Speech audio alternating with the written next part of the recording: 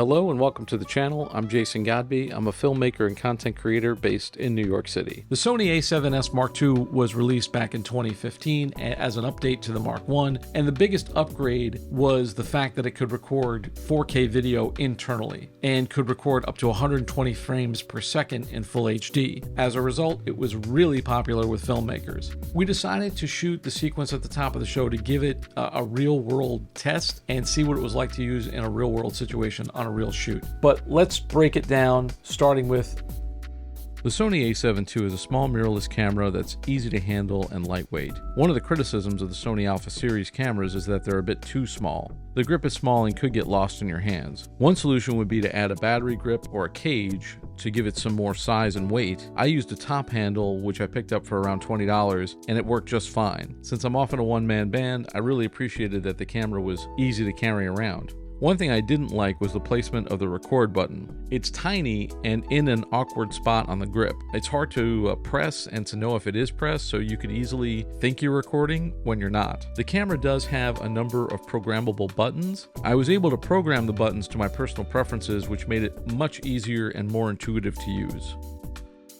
The screen on the A7 II can be angled, which is helpful. I was even able to see it fairly well in bright sunlight. It's not a fully articulating screen or a touch screen, which was updated in the A7 III. The screen is rather small. In fact, there were things when I was shooting that I missed because I couldn't see them. An external monitor would be really helpful just to be able to see better, and especially when you're using cinema lenses, which are fully manual. The camera does have focus peaking, which is a huge help. I wouldn't have gotten anything in focus without it. Sony menu systems are challenging. I watched several tutorials to learn which settings work best. There is a function menu which gives you easier access to settings you select, but not to all the settings. For instance, I couldn't put frame rate there or resolution, which would have been helpful. As I mentioned at the top of the show, this camera shoots 4K internally, and it can shoot up to 120 frames per second in full HD. Being able to shoot slow motion is a huge advantage, especially when you're shooting action. Unlike the EOS R, there's no crop factor in 4K. This camera has in-body image stabilization, and I have to say it's pretty amazing. We shot most of our scene handheld with the steady shot feature on, and the IBIS helped take out most of the shake. If you use the steady shot feature and you shoot in 60 frames or 120 frames per second, you'll have no problem getting incredibly smooth shots. This camera offers a wide array of pixel profiles that are customizable. For our shoot, we scouted the location and we shot some test footage, and for the test footage, I shot in S-Log2. And I have to say, I found it difficult to use and very impractical. To shoot in S-Log2, the lowest ISO available in the camera is 1600, which makes it nearly impossible to shoot in bright sunlight. I had to use multiple ND filters screwed onto the front of the lens, and that gave me some issues with vignetting. I feel ISO 1600 is just too high for a camera without internal ND. I also found S-Log2 difficult to color grade. I ended up shooting in a modified Cine 4 profile that I thought looked good. My advice for this camera would be to test out different profiles, experiment, modify them, find what you like. The battery life in this camera isn't great. If you're going to use this camera for a lengthy shoot, you may want to find an alternative battery solution like the battery grip or an external battery.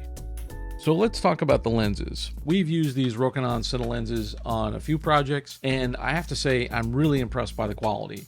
Now, I didn't test these lenses. We didn't put it head to head with photo lenses. We didn't put it head to head with other cinema lenses. I didn't test them for sharpness and color aberration. It's not really a technical review, and of course you can find those types of things online, but what we're talking about is more like the user experience, and what I can speak about is the ease of use of these lenses. They're cinema quality, they're lightweight, they're not bulky, and for somebody like me who winds up schlepping gear on my back, that's a huge plus. Of course, you can build these things out, so you can put a rail system on there, you can use a follow focus, but I didn't really need to. I found that I could handhold the camera and rack focus and adjust my aperture manually with no problem. I chose these lenses because I wanted better quality images for my projects and because I wanted to challenge myself. To me, there's a big difference between using a zoom lens with autofocus and using a cinema prime. There's a big difference between using a camera that's got face tracking software and a lens that can track somebody from yards away to having a cinema prime and having your subject walk into focus.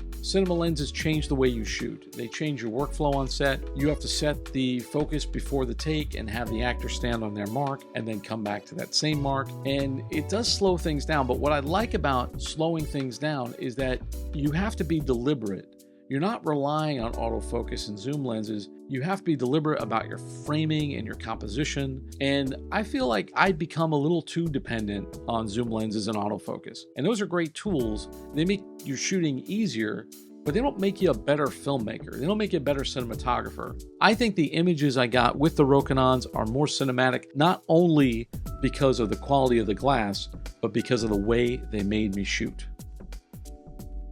Thanks for watching, and please be sure to like and subscribe for more content. This is the BTRP Media Network.